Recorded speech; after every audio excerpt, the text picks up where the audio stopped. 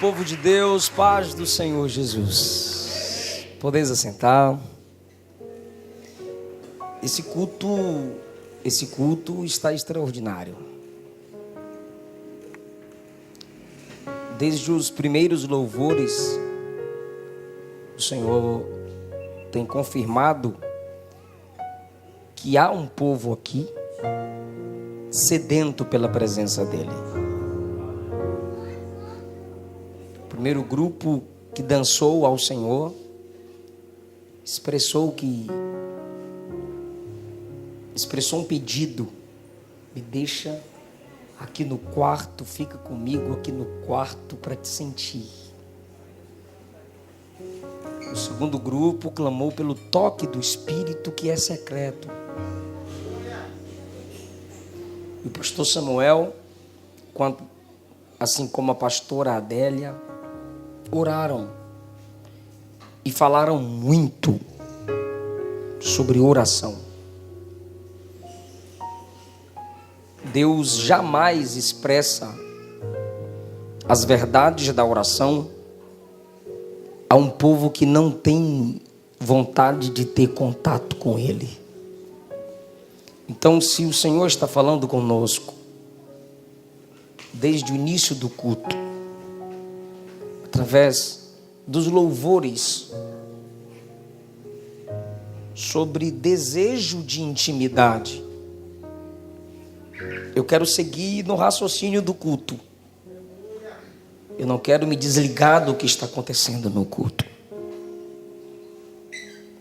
Então, por gentileza, eu gostaria que vocês meditassem comigo em um versículo. Eu vou discorrer sobre a palavra central deste versículo, pelo menos a palavra que eu reservei, e depois a gente volta para esse versículo. Mateus capítulo 6.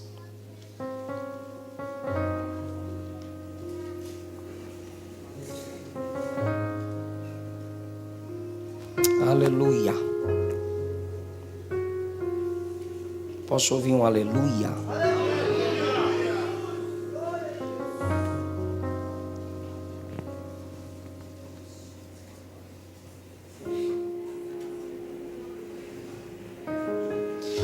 Mateus capítulo 6, versículo de número 6. Mas tu, quando orares, entra no teu quarto ou no teu aposento, fechando a tua porta. Ora a teu Pai, que está em secreto, e teu Pai, que vê secretamente, te recompensará. Aleluia. Queridos, essa semana eu fiz uma live com uma mulher de Deus, porque ela está há 40 dias numa campanha intitulada Quarto de Guerra. Eu assisti esse filme, mas eu não dei muita moral para o filme, sendo sincero.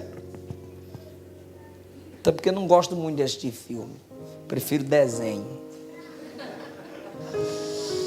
Mas a minha esposa queria que eu assistisse devido à experiência com a mulher e tal. Mas o título do filme se tornou marcante para mim: Quarto de Guerra.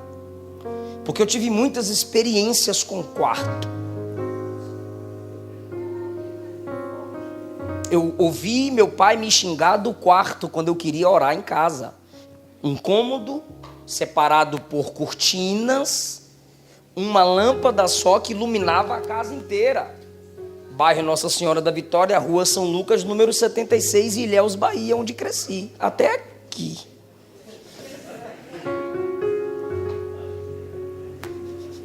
Só porque tu é grande. Seu cabelo ficou massa. Esses dois aqui, quantos meses de casados? 2 mesinhos de casado. Que bonitinho.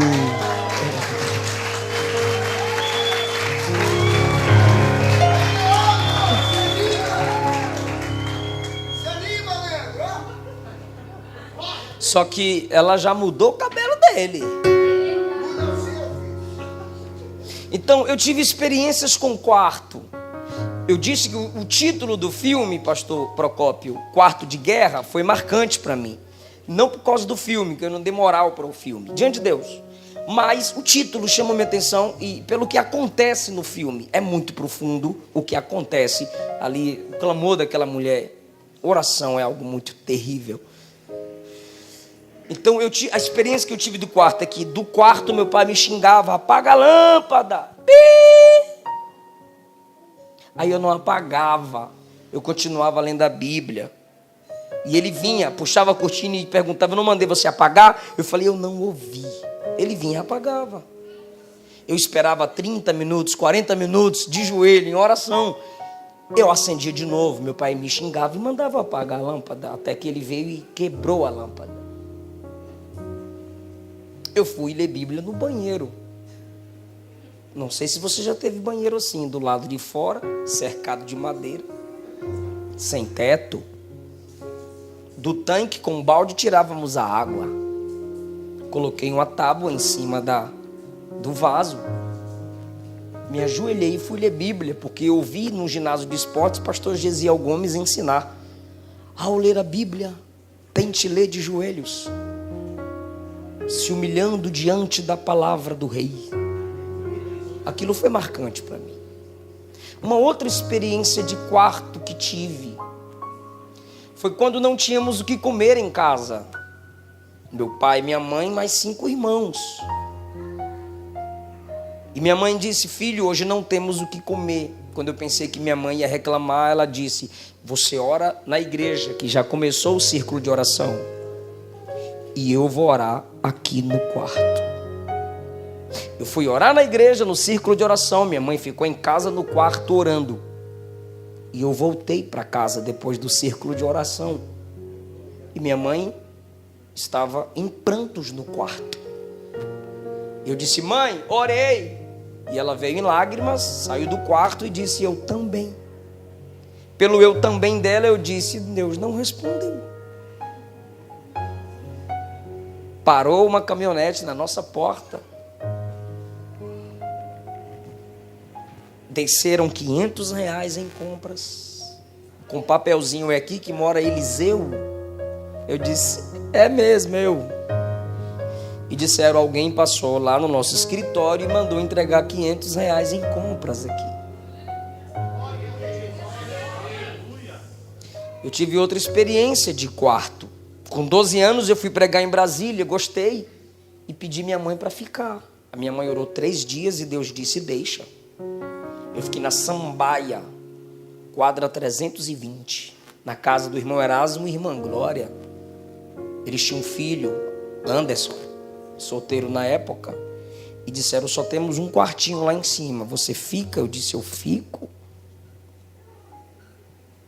3 anos depois, a família da irmã Glória veio morar com ela.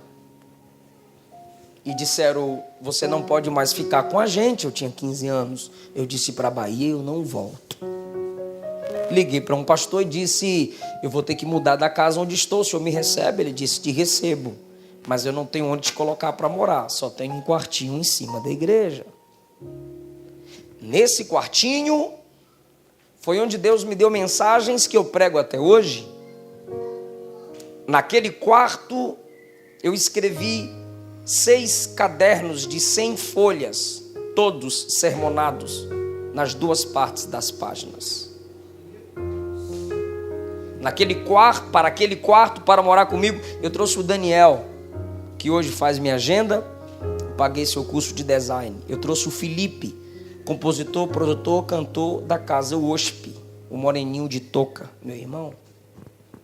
Ali dentro daquele pequeno quarto, os 2 foram batizados no Espírito Santo. Então eu tive muita experiência com o quarto.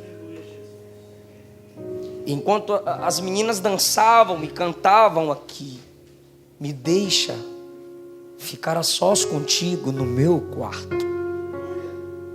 O Espírito foi enchendo o meu coração dessa palavra. Pastor Samuel Procópio, como eu já disse, iniciou o culto orando pelo Brasil, a pastora orando pelo Brasil, por famílias.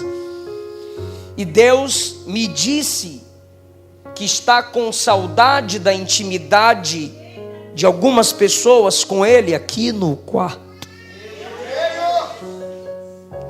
Deus está dizendo: eu tenho saudades de quando você falava comigo no teu quarto.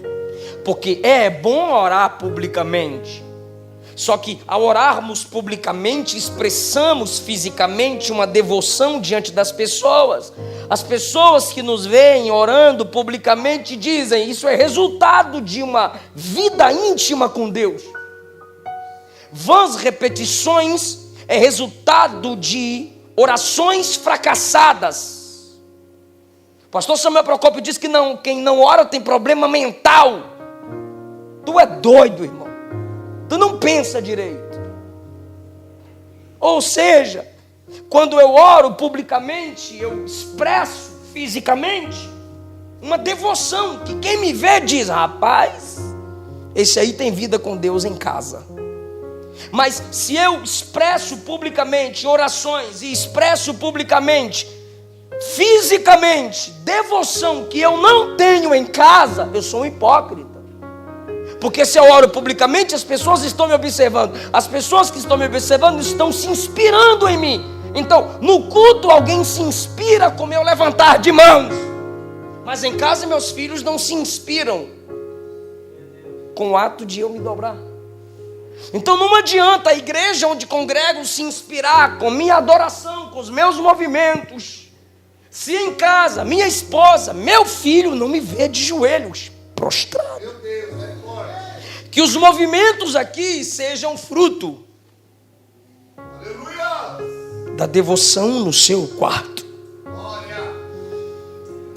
Eu quero chamar essa mensagem hoje também de quarto de guerra, porque orar é guerra. Efésios capítulo 6 é o capítulo que mostra que a igreja é um exército. E Paulo diz assim: tomem o capacete da salvação, a couraça da justiça, o cinto da verdade, o sapato do evangelho, o escudo da fé,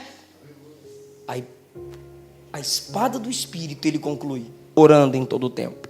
Para você orar, você tem que tomar posse de todas essas armaduras. E quem fracassa na oração, fracassa na vida. Quem fracassa no quarto da oração, quem fracassa na oração no quarto, fracassa no púlpito, fracassa no culto, fracassa no trabalho. Lutero, o grande reformador, disse: tenho andado tão ocupado que para eu dar conta de minhas ocupações, eu não posso passar um dia sem orar no mínimo 4 horas. Você não vence as ocupações diárias se você não se ocupa no secreto, em oração com Deus. Por isso eu digo e repito: orar é guerra. Se você fracassa no quarto, você fracassa em todo lugar.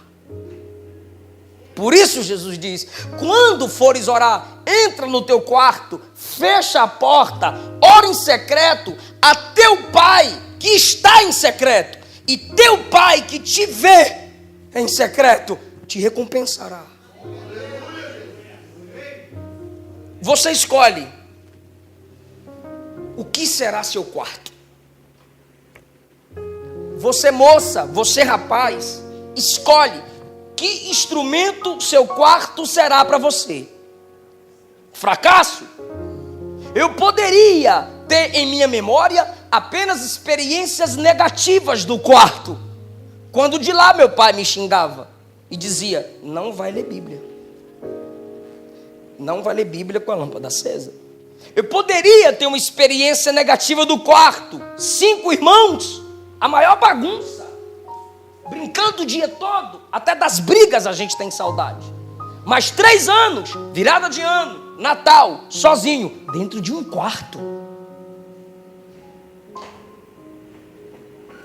Mas, pelas memórias que eu tinha da minha mãe de joelho no quarto, esses 2 quartos da irmã Glória e na igreja no Penorte, que eu morei sozinho, onde eu trouxe os meus 2 irmãos, eu transformei esses quartos em gabinetes, em sala de aula, onde Deus me ensinou o que eu prego para vocês aqui.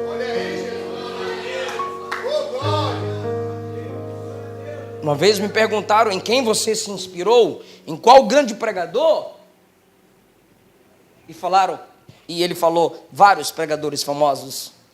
Está no canal do YouTube Relíquias Cristãs, pastor Cláudio Gama. Quem foi o seu mentor? Eu disse, à distância, eu me inspirava em meus pastores locais.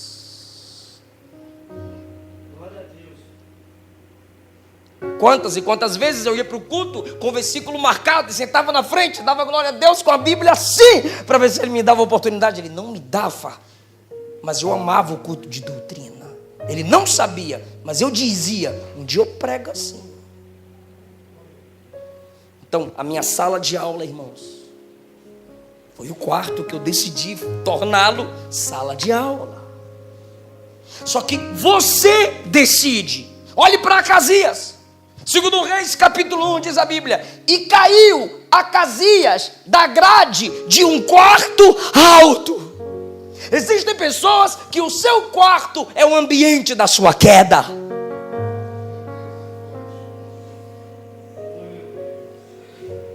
Veja 1 Reis 6. O rei tramava contra o povo de Deus aqui no quarto. Deus revelava para Eliseu lá no quarto dele o que o rei estava tramando aqui. O rei tramava outra coisa. Deus revelava para Eliseu lá no quarto. Aí o rei dizia: como que eu não consigo destruir esse exército? Alguém disse assim: tem um profeta lá que Deus revela no quarto dele o que você projeta no seu quarto aqui. Então o quarto desse rei se torna um lugar de projeção contra o povo de Deus. E quantos casais que no seu quarto projetam destruir a liderança que os lidera? Quantos casais que em seu quarto projetam caluniar, fofocar, guardar print e do quarto Acasias cai. E Elias diz assim: da cama que você subiu, você não vai descer, porque você é idólatra. Você não invocou o nome do Senhor. O seu quarto, você decide. 1 Reis 6, o rei fracassava em seus planos no quarto. Por quê? Porque era contrário ao exército do povo de Deus. Existem pessoas, pastor Samuel Procópio, que vão fracassar na vida, porque no quarto eles projetam sempre alguma coisa contra o púlpito da sua igreja, contra a equipe de louvor da sua igreja, contra a sua igreja. Você vai fracassar se qualquer plano que você tiver é contra a igreja, é contra o organismo.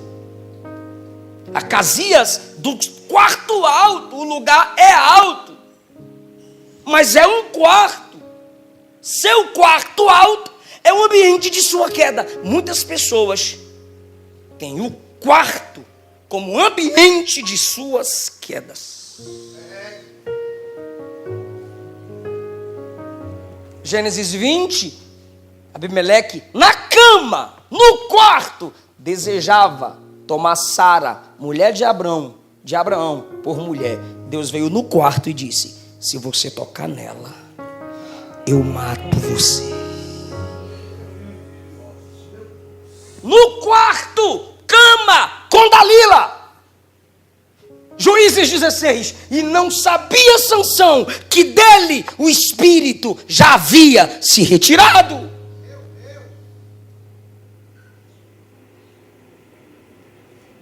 No quarto, na cama.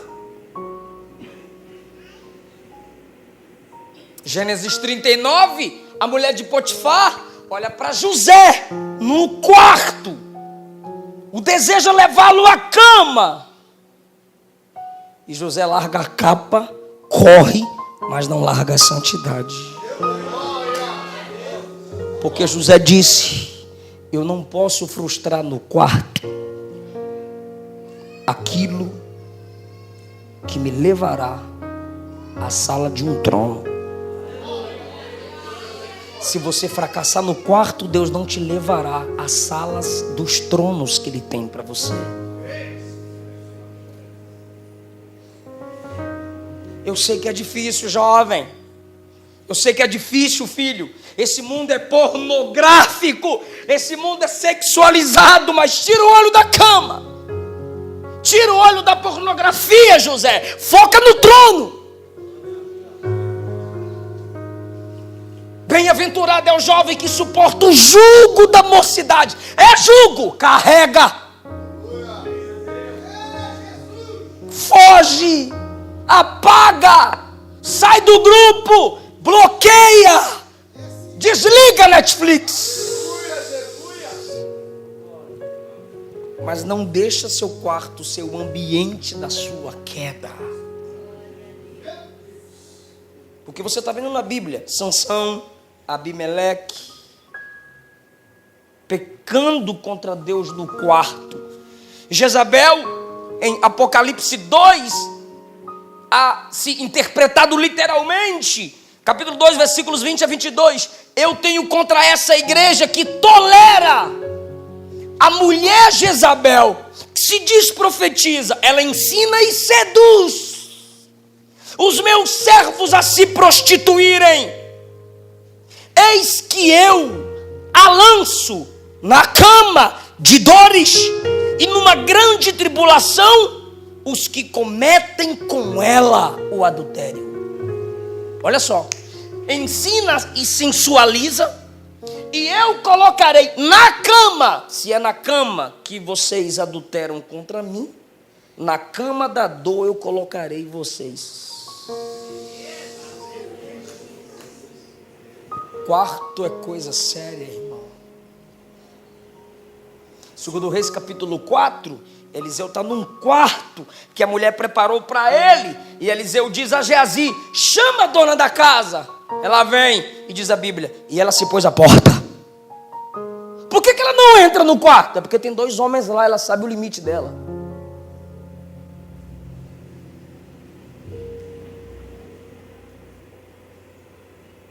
Você decide. O seu quarto pode ser o quarto de Acasias, que gera a sua queda, como Sansão, como Abimeleque.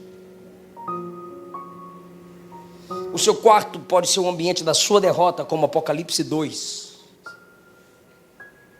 Mas também o seu quarto pode ser o quarto da vida. 1 Reis 17.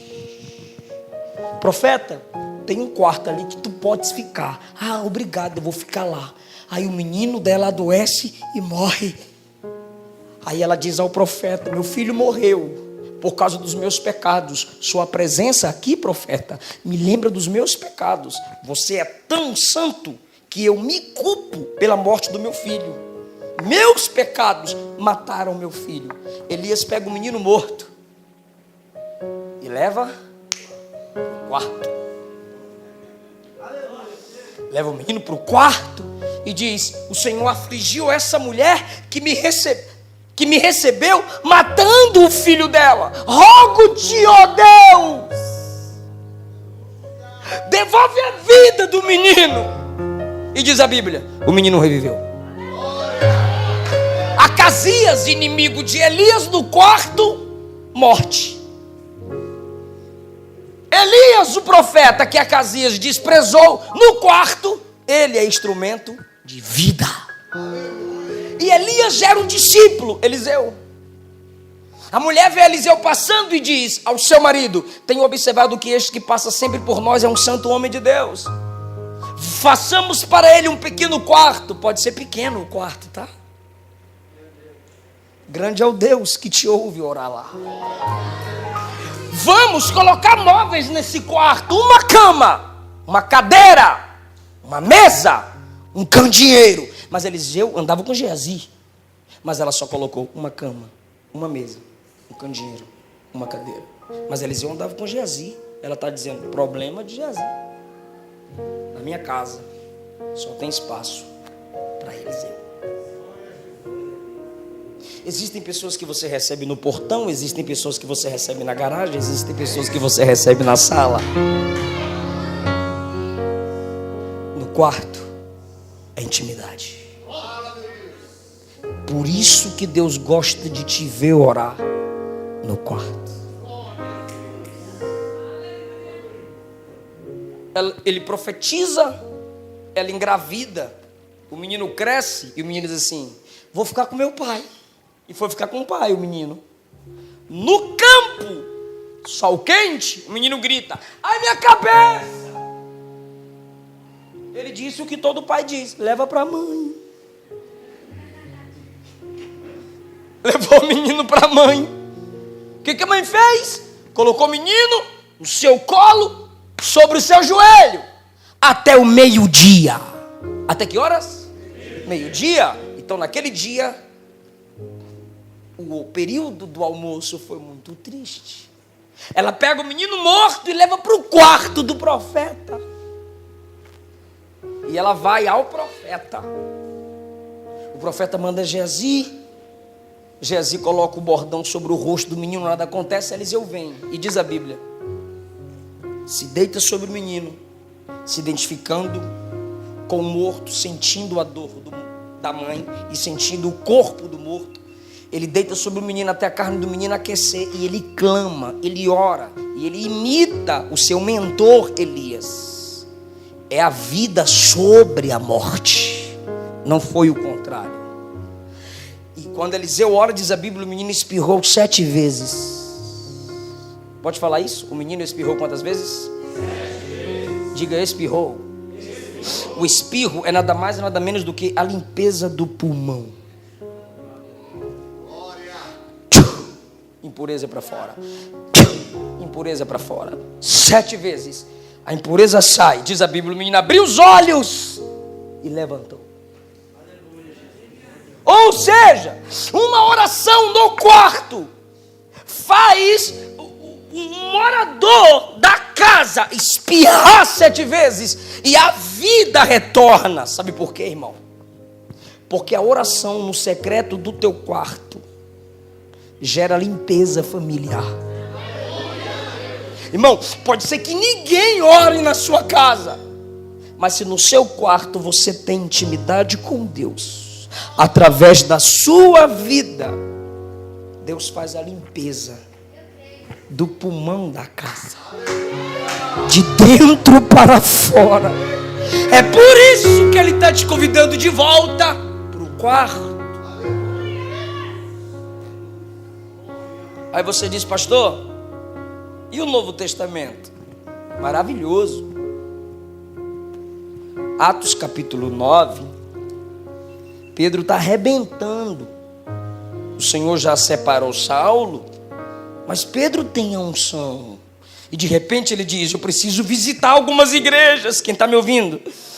E no 32 diz, passando Pedro por toda a parte, veio aos santos que habitavam em Lida. Ele cumpre o ministério itinerante e vai visitando os santos por onde estão. 33, presta atenção por favor.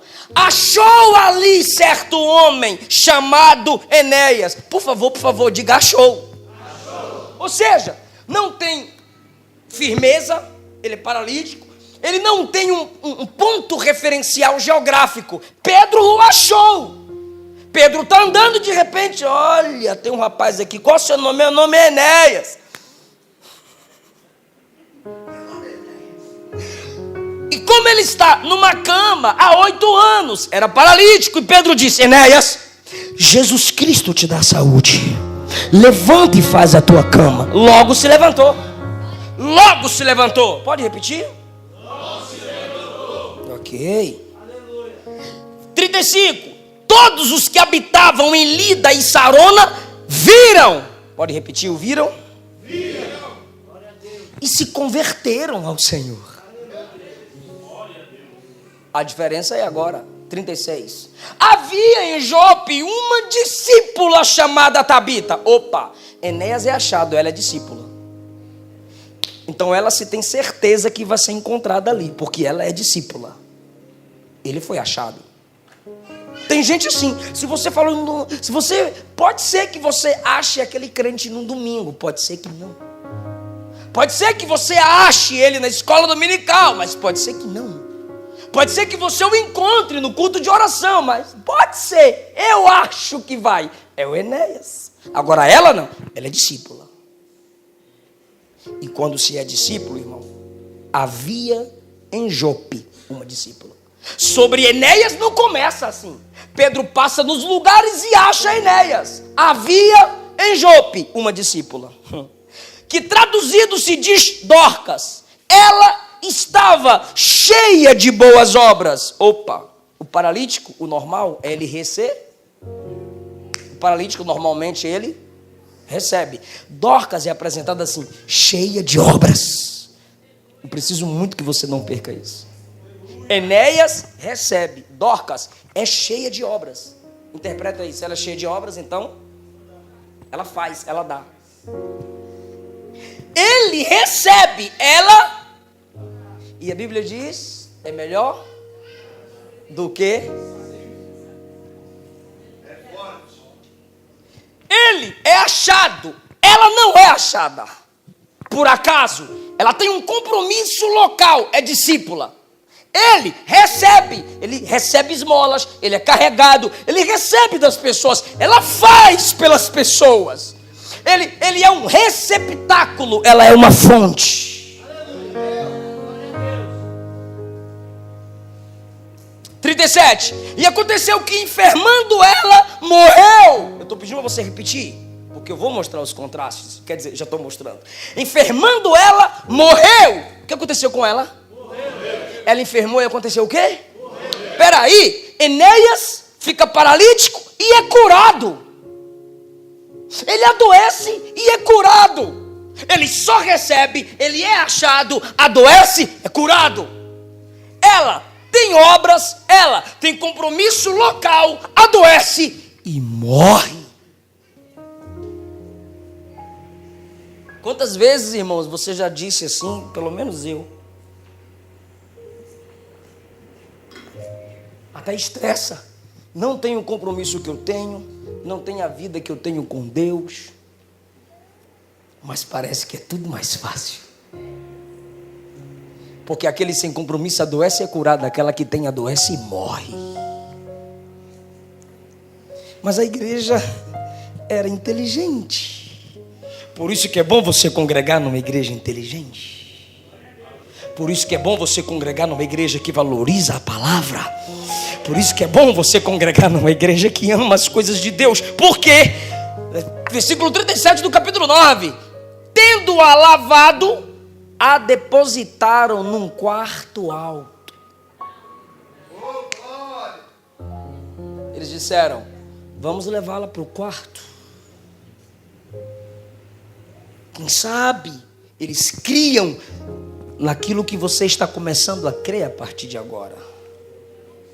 Quando a colocaram no quarto, o que fizeram no 38? Como a cidade que Pedro estava era perto, ouvindo os discípulos que Pedro estava ali, lhe mandaram 2 varões, que não tinham WhatsApp, mandaram 2 varões, rogando-lhe que não se demorassem em vir ter com eles. Eles não disseram, vem que Dorcas morreu, pelo amor de Deus. Não, vem cá com a gente, rapidinho. 39, levantando-se Pedro foi com eles. Quando chegou, disseram, o senhor pode ir aqui no quarto com a gente? E Pedro vai subindo os degraus e as mulheres estão... Que chororô é esse? As mulheres ao redor de Dorcas segurando as roupas que ela fazia. E enquanto as mulheres choram ao redor, olha o que diz o texto. Mostrando as túnicas e vestidos que Dorcas fizera quando estava com elas. Aí no versículo 40 Pedro diz assim, sai todo mundo aqui. Vaza.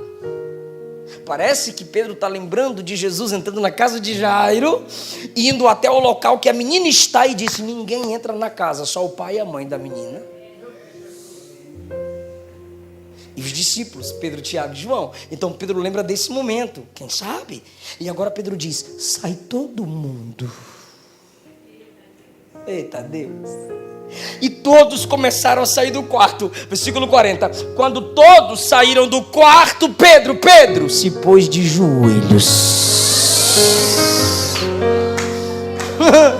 Olha que experiência maravilhosa. Porque no Monte da Transfiguração esse Pedro vai orar e dorme. No Getsemane esse Pedro vai orar e dorme.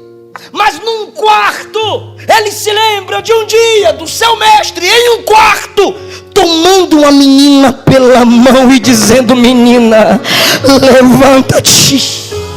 No quarto, Pedro traz isso à memória. E agora ele se ajoelha. Ele se ajoelha e ora. Está escrito: se pôs de joelhos e orou. Olhou para a menina Dorcas e falou as palavras que Jesus disse lá na casa de Jairo: Tabita, levanta-te. Só pode falar com o morto, só pode falar com a necessidade quem já falou com o dono da vida, quem já falou com o provedor. É por isso que muitos de nós não temos ousadia para abrir a boca e declarar certas verdades. Por quê? A gente não consegue falar a verdade diante da noiva, se com verdade a gente não falou diante do noivo. Você nunca terá peso na sua palavra em profecia, se você não se prostra em oração diante de Deus. Pedro se ajoelha, ora, depois levanta e diz: Tabita, levanta. E diz a Bíblia, ela abriu os olhos, vendo a Pedro, se assentou num quarto. Você percebe que no versículo de número 35, o milagre de Enéas, todos viram. Mas quando é para fazer o milagre na vida dela, Pedro diz: todos saiam. Repito, o milagre de Enéas, a cura de Enéas é operada publicamente, todo mundo viu. Mas o milagre do quarto, ele diz: sai todo mundo. Por quê, irmão? Porque quarto é secreto. Pastor, mas por que a recompensa não pode ser pública? Eu não disse que não pode. Eu também não posso dizer que pode. Porque se você ora, não é para aparecer. Púlpito é vitrine, quarto é secreto. Aqui eu me apresento. Não tem lógica eu pegar o microfone aqui e dizer: se você veio aqui para me ver, você vai sair frustrado. Então eu não podia estar pregando. Se você está aqui para olhar para mim, não espere nada de mim, porque eu sou homem. Para de graça, irmão. Se eu estou aqui é porque eu tenho algo para te oferecer. Se eu estou aqui é para você me ver. Agora no quarto não. No quarto eu só tenho minhas misérias. No quarto são os meus defeitos. Aqui eu não vou mostrar para você a preocupação que eu estou aqui. Não. Aqui eu não vou rasgar minhas vestes. Não. Aqui eu vou pregar, eu vou gritar, eu vou pular, eu vou falar de Jesus. Agora lá no quarto ele vai me ouvir dizer: eu estou querendo desviar. Lá no quarto ele tem que me ouvir dizer assim: eu quero pecar, me ajuda. Lá no quarto ele vai dizer: eu não consigo mais ser crente, me toma pela mão, me ajuda, papai.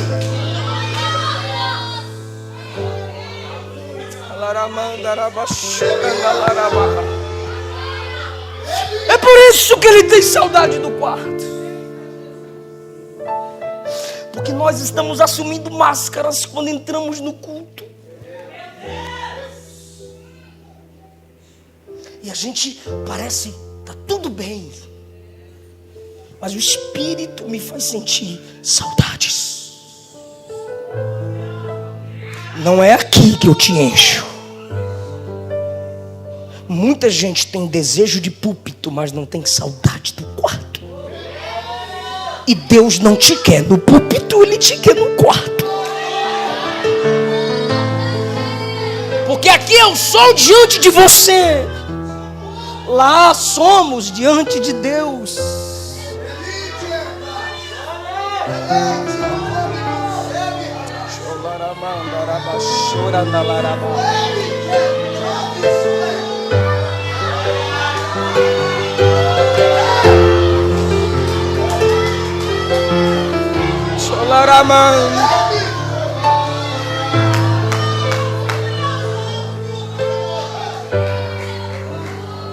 Sabe o que Deus acabou de falar aqui?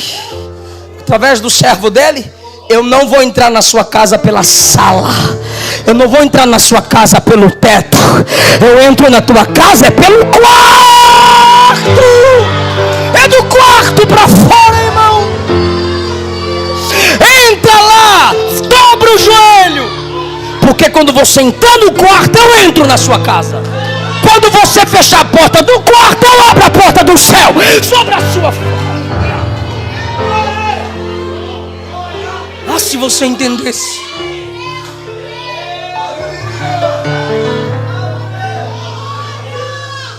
Você está cantando, entra na minha casa, Senhor. Ele está dizendo, entra no teu quarto secreto. Mateus 6,6. Mas tu, quando orares, eu falei do quarto de Elias, eu falei do quarto de Eliseu, eu falei do quarto de Acasias, eu falei do quarto do rei que era inimigo de Israel, eu falei do quarto de Dorcas, e o teu está aqui. Quando fores orar, entra no teu quarto. Não é se orares, é quando. Porque para orar não tem que ter possibilidade, tem que ter certeza. É quando orares. Entra no teu quarto, no teu aposento. A minha tradução diz aposento.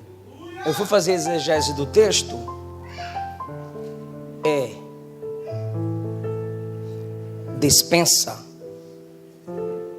Não dispensa como tem na sua casa, onde você guarda arroz, feijão, milharina. Dispensa de jogar o dispensável. Porque em nossa dispensa nós guardamos o indispensável. Mas dispensa aqui é aposento ou lugar de se depositar o dispensável. Estragou, põe na dispensa. Quebrou, mãe, põe na dispensa. Tá sujo, põe na dispensa. Não está servindo mais, não joga fora, filho, põe na dispensa. Entra lá e fala tudo que está quebrado. Aí, hoje, nossa cultura é quebrou, joga fora, compra outra. Mas lembre da cultura, lembre do tempo. Eu já mandei consertar muitos sapatos. Quem já mandou consertar sapato? Ainda manda. Tênis, quem já mandou colar? Pois é. Imagine esse tempo. Ia juntando. Os americanos têm essa cultura. Quebrou, põe lá. Minha sogra reta com meu sogro. Ele vai juntando as coisas quebradas. De repente o meu filho empolgou com bateria. Precisou de um banquinho. Ele foi lá, pegou a perna de um banco, a perna de outro banco, o tampão de outro banco e montou. Por quê? Quebrava, a minha sogra dizia, joga fora. Meu sogro dizia, não, põe no aposento. É isso que ele está me ensinando quando ele me manda entrar no quarto e orar. Ali é onde eu conserto você. É por isso que a cultura da igreja antiga era, você se quebrou, você caiu, vou te arrebentar aqui.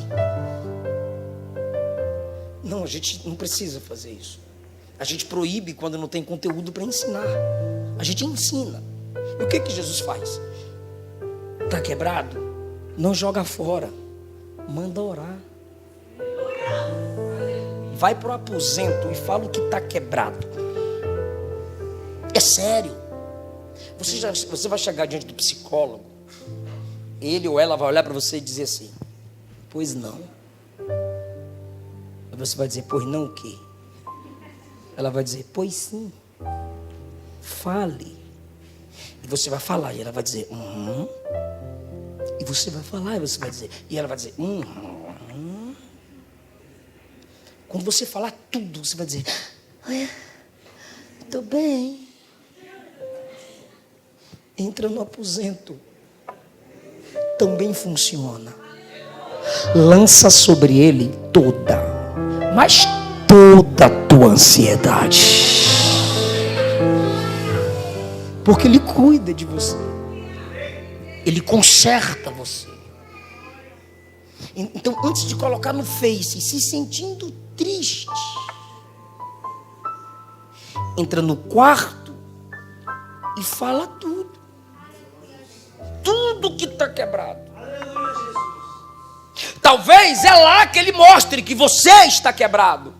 Que você está quebrado. Jeremias, desce a casa do oleiro. E Jeremias vai. E o que ele vê? Obra sobre as rodas. O vaso se quebrou. Onde? Onde o vaso se quebrou?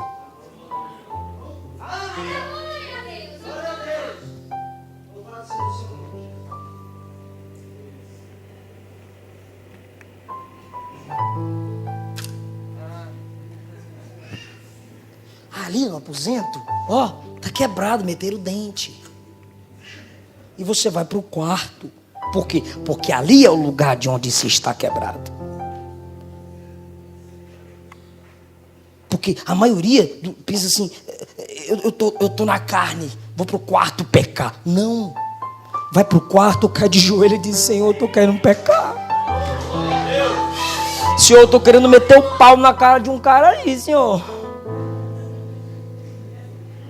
Senhor, eu estou querendo meter uns tapas na cara daquela piricrente. Por que não? Por que você vai orar? Você põe o fundo musical dos Gideões. Querido Deus, eterno Pai, pelo beneplácito da tua poderótica vontade. Irmão, lá que você é bestalhado, irmão. Ó, quando fores orar, entra no teu aposento e ora ao teu pai. Ao teu pai. De novo. E teu pai que te vê secretamente te recompensará. Então, ó, você no quarto quebrado, mas entrou no quarto. E quando você entra no quarto, que é onde o oleiro trata com o que se está quebrado, o diabo pergunta: cadê esse vaso que eu não consigo destruir? Mas como você está no quarto da oração, o oleiro responde: está na minha mão. E se está na minha mão, o maligno não lhe toca. É ali no quarto fechado, irmão. E nem sempre vai ser público. Por quê? Olha só. Ele promete a recompensa de se ofertar publicamente. Capítulo 6, versículo 4. Teu pai que estiver em secreto vai recompensar sua esmola. Que no contexto esmola aqui não é o brasileiro. Era obrigação. Quem fosse ao templo levava prata e ouro para o necessitado. O que Pedro disse ao coxo? Ouro nem prata não tenho. Por quê? Ele pede esmola. Porque quem não tinha cultura de adorador levava esmola. Mas quem tem a cultura de ir ao culto, era a regra. Ele levava ouro e prata para a solidariedade. Então a resposta de Pedro é cultural. Eu não tenho prata nem ouro, mas o que tenho te dou. Em nome de Jesus, levanta e anda. Então presta atenção. Aquilo que você dá em solidariedade, versículo 4. Teu pai te recompensará publicamente. Dê em secreto e teu pai te recompensará publicamente. Agora olha o versículo 6. Entra no teu quarto e fecha a porta. E teu pai que estiver em secreto. Secreto de novo. Aí ele diz assim: te recompensará. Aleluia. Porque tem gente que tem muita recompensa pública, mas em casa, no quarto, não tem nenhuma recompensa. Eu te mostrei ressurreições nos quartos. A regra não é mostrar que em todo quarto vai ter ressurreição física. Por quê? Porque a ressurreição é coisa só de Deus. A ressurreição do quarto é coisa de quem fazer? Me ajuda. A ressurreição nos quartos que eu mostrei é coisa de quem fazer? Mas a oração é coisa de quem fazer? Nós, sim ou não? E a Bíblia é feita para Deus ou para nós? Para nós. Então, para nós não é a ressurreição, é a oração no quarto. O princípio dos milagres nos quartos não é que Deus vai ressuscitar os mortos nos quartos, porque a ressurreição dos mortos nos quartos é coisa de Deus. Mas em todo quarto que houve ressurreição, teve um crente orando. Então o princípio dos milagres nos quartos não é que Deus vai ressuscitar fisicamente, mas é que o crente tem que ter vida, não pode morrer. A oração no quarto. Fica em pé comigo.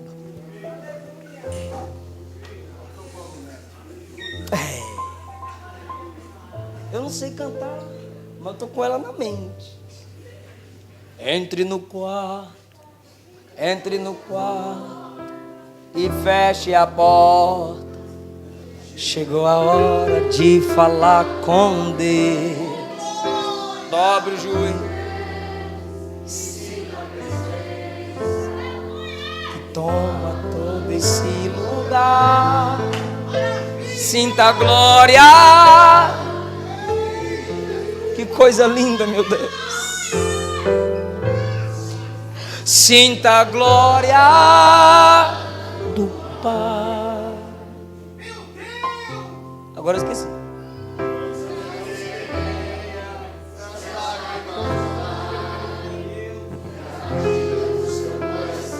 Feche os olhos se você pode. É Ele mexendo no secreto da gente. No lugar que ninguém conhece, mas Ele viu e sabe. O secreto do teu quarto representa o secreto da sua alma. Ele viu o que ninguém viu, ninguém toca, ninguém sabe. O remédio pra curar toda a ferida. Cante! Jesus, tua presença é o que eu. Tua presença é o meu remédio. Eu não quero ouro nem prata, só quero que cuide de mim. Eita, que presença é essa? Presença que mexe, confronta com tudo aqui dentro da gente, que causa arrepio na alma e a gente sente. Jesus, que eu perca dinheiro e perca amigos, só não quero perder com a presença.